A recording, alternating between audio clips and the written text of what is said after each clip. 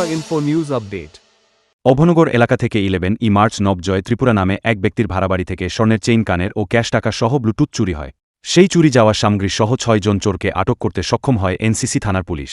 বর্তমানে চুর জেল হাজতে রয়েছে বলে জানা যায়।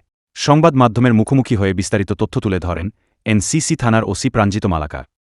2026 আমাদের থানাতে নবজয় ত্রিপুরা নামে একজন লোক একটি লিখিত এফআইআর করেন যে অভয়নগর একটি ভাড়া বাড়িতে থাকেন উনি 10:30টার সময় দরজা লাগিয়ে ডিউটি চলে যান এবং বিকেল 4:30টার সময় ঘরে এসে দেখেন দরজা ভাঙা এবং আলমিরা ভাঙা এবং ওনার কিছু গোল্ড মিড চেইন এবং ইয়াররিং এবং নগদ 15,000 টাকা এবং একটি ব্লুটুথ চুরি হয়ে যায়।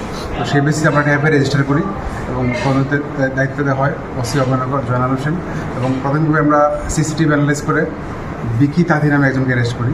পরবর্তীতে তার জিজ্ঞাসাবাদ মূলে সে কনফেস করে সেই চুরিগুলি করেছে।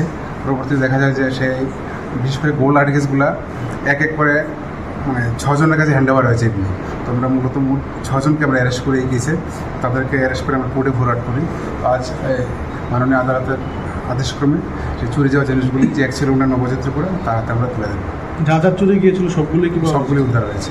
আচ্ছা, যাকে অ্যারেস্ট করা হয়েছে প্রথমে, তো ওর বিরুদ্ধে আগে কোনো চুরির মামলা আছে? এটা প্রথম ছিল, তার বাড়ি রাধানগর বিকি তাঁতি, এটা প্রথম। আচ্ছা, বাকি 5 জনকে কোথায় থেকে ধরবেন?